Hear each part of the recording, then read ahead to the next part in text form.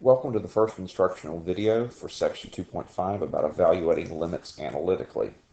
Before we get started today, I just want to recap what we did in section 2.2. We introduced the concept of a limit about when x gets close to a particular value, what value does the y coordinate get close to? And we did several examples using graphs and numerical tables of values. However, that method is very limiting. You have to be able to have a table of values or a graph.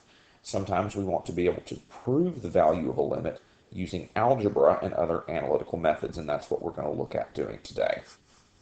First, let's look at some basic limits.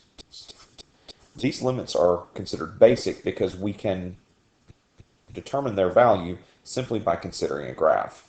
For instance, basic limit number 1, the limit as x approaches c of b equals b. In all of these statements, both c and b are constants. So what we are looking at here is a constant function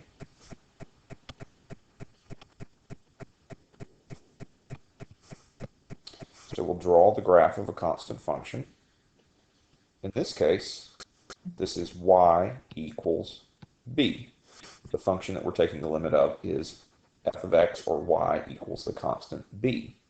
Well, as you can see, no matter what value that c takes on, no matter what x value that we approach, the y coordinate will always be b, so therefore the limit must also have the value of b. In the second limit, we're dealing with the function y, or f of x, equals x. We know what its graph looks like. It's a line passing through the origin with slope 1.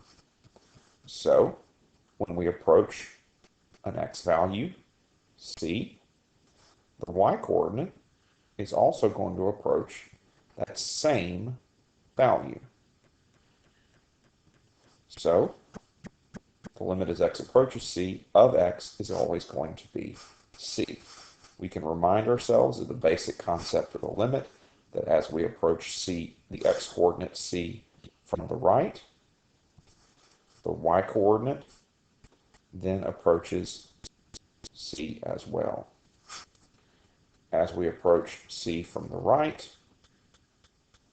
the y-coordinate approaches c as well, which justifies that the limit as x approaches c of x must also be c. And then finally, our third basic limit is the power function x to the n. So the limit as x approaches c of x to the n is c to the n. So for example, if we take y equals x squared, this basic limit says that the limit as x approaches any constant, let's say 2, of x squared must be 2 squared, which would be 4.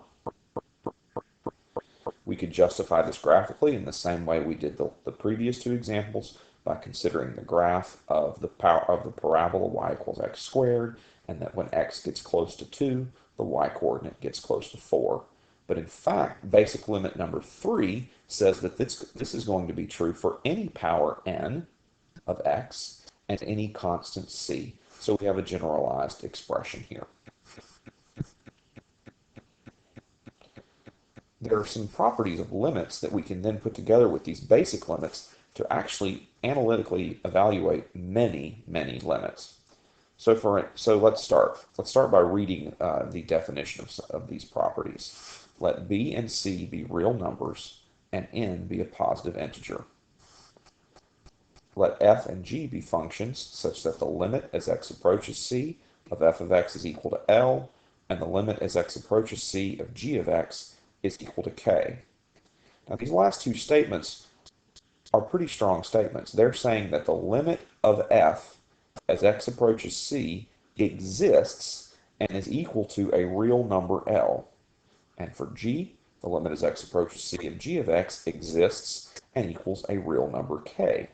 The properties that we're going to look at here in this list are very much dependent upon the fact that those limits exist and equal real numbers. Okay, so the first property here, this is the scalar multiple property. It says that the limit as x approaches c of the constant b times the function f of x is b times L. Recall that L is the limit of f, so this property simply says that the limit of a constant times a function is that constant times the limit of the function. For example, if I wanted to calculate the limit as x approaches 2 of 3x, the constant multiple rule, the scalar multiple rule, number 1, said that this must be 3 times the limit of x as x approaches 2. Well, as x approaches 2, x approaches 2. So our answer is just 3 times 2, which is 6. Now, that may seem like something in hindsight, but it's very obvious that many of these limit laws, these properties of limits, are going to seem very obvious because, in fact, these properties, when taken together, basically say that when limits exist and are equal to finite real numbers, algebra works, which is a good thing. It makes our life a little easier. So, property number 2, the sum and difference property. It says that the limit as x approaches c of f of x plus or minus g of x is equal to L plus or minus k. So the limit of a sum or difference of f and g is equal to the sum or difference of their limits. So the limit of a sum is the sum of the limits, and a limit of a difference is a difference of limits. So we can do things like this. The limit as x approaches 1 of 3x plus x squared. Well, we already know that the limit of 3x is 6, and property 2 says that I can then add the limit of x squared as x approaches 1, and one of the basic limits tells me that's just going to be 1 squared, which is 1, so my answer is 7. So you can see how these properties can be used to evaluate limits quickly and easily as long as the component limits exist. So let's continue. Property number 3 is the product property. It says that the limit as x approaches c of f of x times g of x is L times k. So the limit of a product is the product of the limits, provided the component limits exist. Property number 4, the quotient property. The limit as x approaches c of f of x divided by g of x is L divided by k, again, provided that the component limits exist. But here, there is also the stipulation that k cannot be 0. Of course, if k is 0, the limit of g of x would exist, but the expression L over k would not have a value because you would be dividing by 0 there. So the quotient property is only going to work when the limit of the denominator is non-zero. Property number 5 is a generalization of the power limit, number 3, the basic limit number 3 that we looked at, that basically says, as long as you know the limit of f of x, the limit of f of x raised to any constant power n is the limit of f of x raised to that power. So, for instance, if I tell you that the limit as x approaches 5 of f of x is equal to 4, and then I ask, what is the limit as x approaches 5 of f of x squared? You would tell me that that is 4 squared, or 16.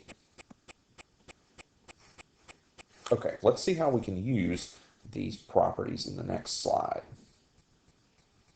Here's a couple of basic examples. Example number 1. The limit as x approaches 3 of 5. The first thing we notice is that 5 is a constant. Well, based on basic limit number 1, the limit of a constant is that constant. So this one must always be 5. No matter what x was approaching, if the function is constant, then the limit has that constant value. Over here in example 2, we see a situation where we have a sum. I notice that we have a sum of functions. So I know that the limit of the sum is going to be the sum of the limits. So I look at each of the terms individually. The limit of 4x squared is going to be the constant multiple 4, that's our scalar property, times the limit of x squared. Well, the limit of x squared as x approaches 2 is 2 squared. Then, the sum property, we add the limit of the next additive term, but 3 is a constant. The limit of a constant is that constant, so that term is 3. So now all we have left here is some arithmetic. 2 squared is 4. 4 times 4 is 16, plus 3. So our answer is 19. Just a reminder, if you need to go back and review any of the content of the video at any time, just hit pause, rewind, and go right on back.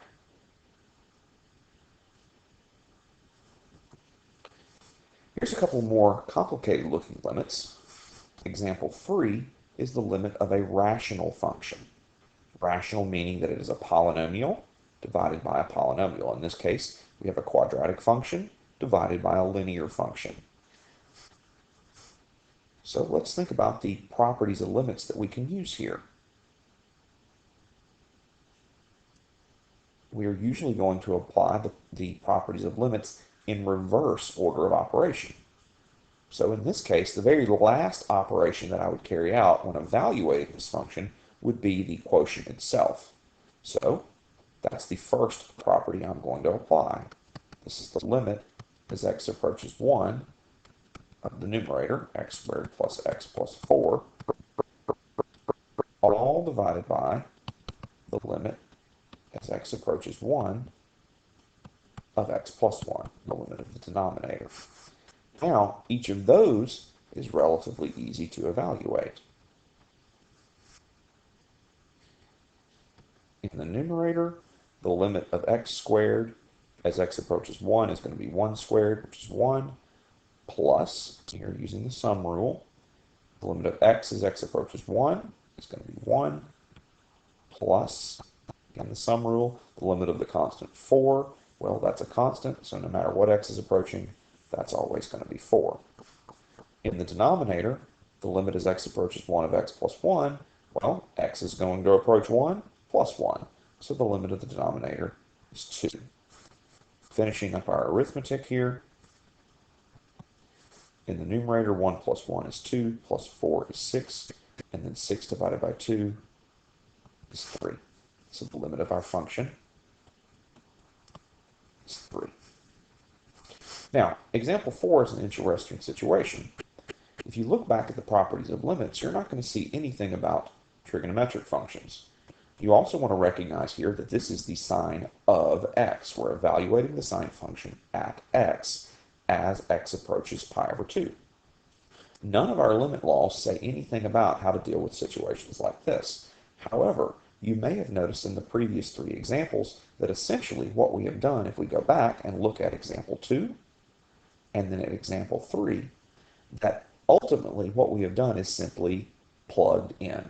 Since x was approaching 2 here in example 2, we plugged 2 in, and we got 19.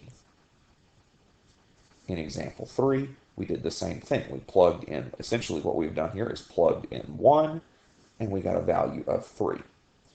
This is called the direct substitution property, and the direct substitution property relies on a property called continuity.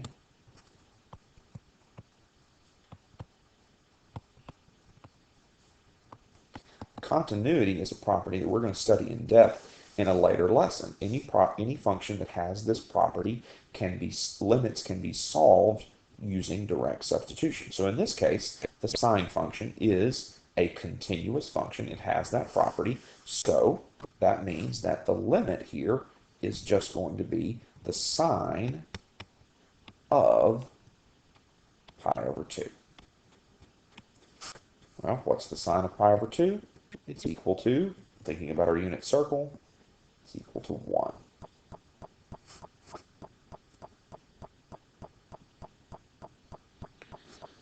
Now, you might be thinking this is really, really easy. Well, it's not always going to be quite that easy. So we're going to work one example here before we stop the video. It's not quite as easy, and I encourage you to look at the next few examples on your own, and we'll talk about them in class. So, example number 5. The limit as x approaches negative 3 of x squared plus x minus 6 over x plus 3. Notice that we have a rational function again. It's a polynomial divided by a polynomial. So, well, we know that when we had a polynomial divided by a polynomial before, when we had a rational function, we were able to solve the problem using direct substitution. So let's do this. Let's just see, can we solve this, and I'm going to put a little question mark here, by direct substitution. Let's plug in negative 3 and see what happens. Negative 3 squared is positive 9 minus negative 3 minus 6 over negative 3 plus 3. So let's see what we have. What's the value of the numerator? 9 minus 3 is 6. 6 minus 6 is 0. In the denominator, negative 3 plus 3 is also 0. What do we think about this expression? Well, we know that division by 0 is undefined in arithmetic, but does it make a difference that it's 0 over 0? Well, this is a situation that we are definitely going to learn how to deal with, but this is an indication that direct substitution does not work.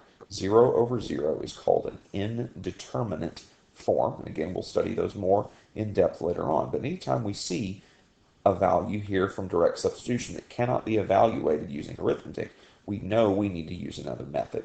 So the method that we're going to use, let me erase what we've done here.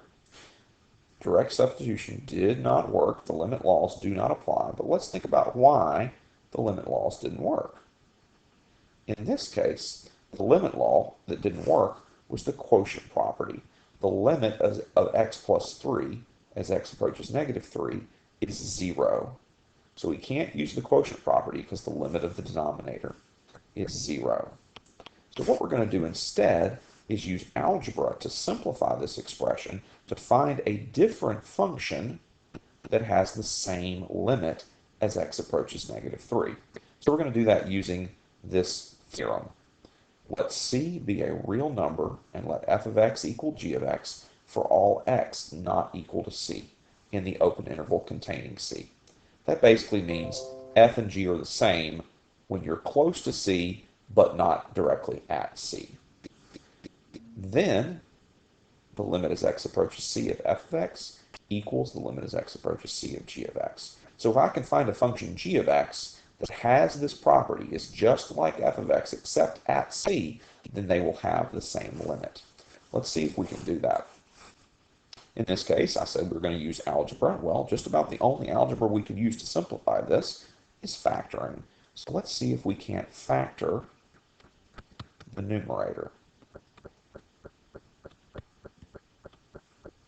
X squared plus 6 minus, x squared plus x minus 6 factors pretty easily as a product of binomials.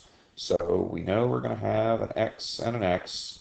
We know the constants have to multiply together to get negative 6 and add together to get positive 1. In this case, we're going to choose positive 3 and negative 2. Positive 3 times negative 2 is negative 6. Positive 3 plus negative 2 is positive 1. Matches up with the middle coefficient. All right, the denominator is unchanged. That's x plus 3. So by doing some algebra, we're one step closer to finding this alternative form, finding g of x that has the same limit but is only different from f of x, the original function, at x equals negative 3. So notice what we have here. The numerator and the denominator of our fraction have a factor in common. We can then cancel those factors. So we now have the limit as x approaches negative 3 of just x minus 2. The theorem says that these two limits are going to be equal because the two functions only differ in value at x equals negative 3. Well, now that we've made that simplification, we can try plugging in x equals -3 again. Well, using our properties of limits, this is just going to be the difference of functions. So the limit of x as x approaches -3 is -3 minus 2. Limit of that constant is just going to be -2. So our answer is -5. So even though direct substitution didn't work from the very beginning, we were able to find an algebraically equivalent limit that was easier to evaluate.